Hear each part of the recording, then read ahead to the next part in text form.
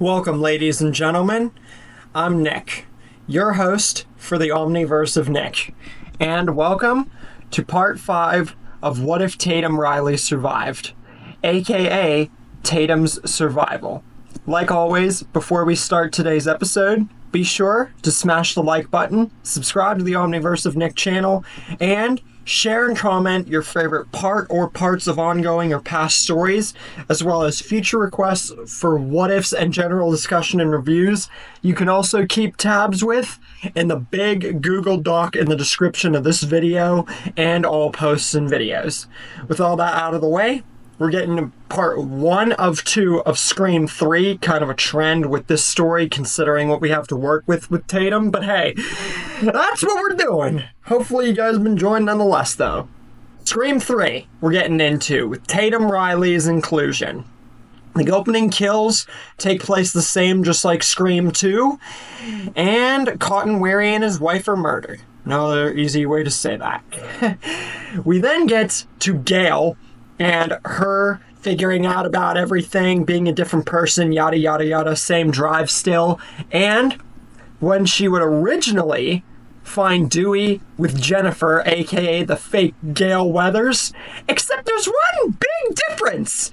Remember how Tatum decided to stay with Dewey for better protection and to know when to protect Sydney? Yeah, she's here. And this sparks something.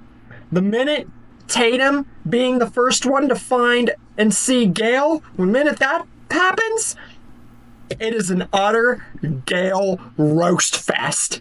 Even more so than Dewey and Jennifer. Like, Tatum tears into Gail. Because remember, Gail and Dewey don't really have a true relationship here. Because with Kenny around and Tatum around, Gail's an even bigger jerk here. And she shows it straight after this whole roast fest by completely abusing Kenny in the, verbal way. Anyways, after that, Sarah and Stephen Stone's deaths take place the exact same way, along with the house exploding. Yes, we just skipped through a huge fraction of the movie. Then we then get Sydney getting the call from Ghostface, luring her there, except there's also a big difference here.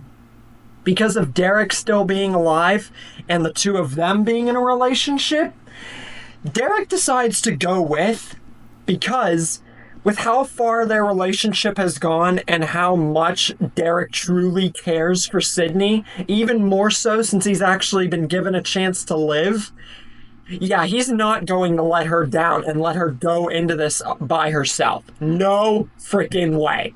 And Sydney really appreciates Derek for this, and she knows that she can't stop him, so they go.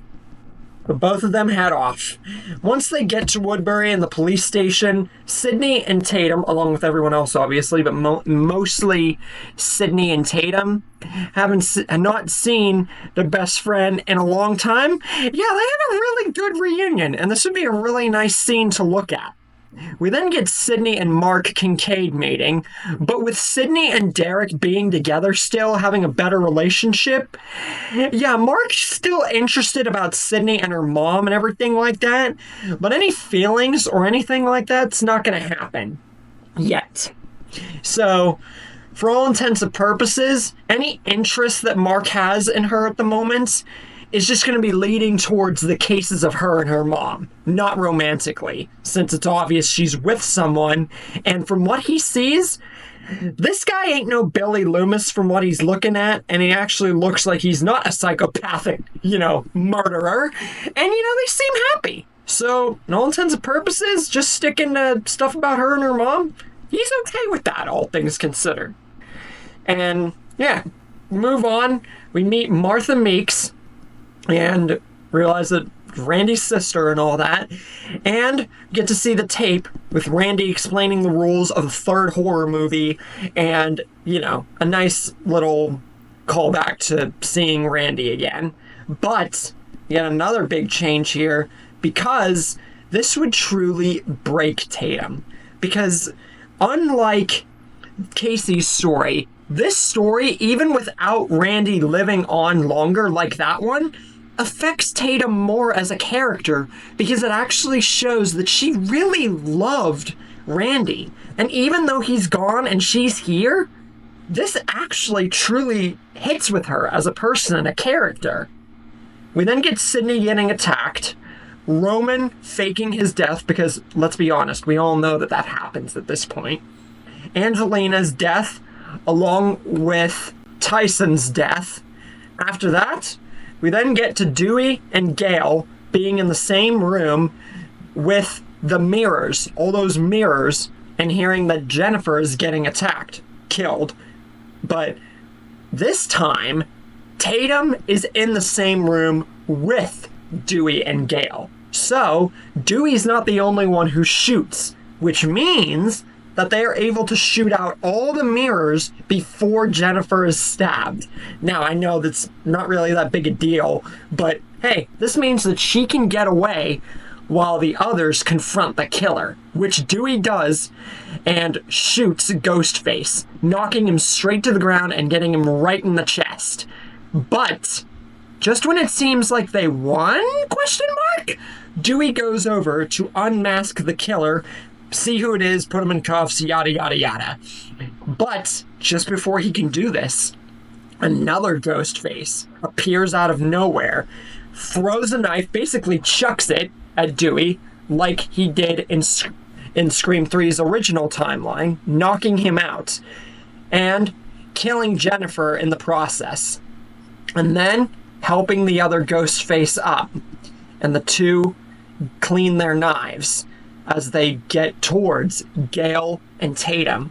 After apprehending them and tying them all up, Sydney arrives on the scene, with Mark Kincaid slowly but surely making his way there as well. But with Tatum here, even if she's tied up, once Sydney frees all of them and Mark arrives, will it even matter that there are two Ghostface killers? And who could this second Ghostface be? Is it a new person? Or is it someone that we've seen in the past?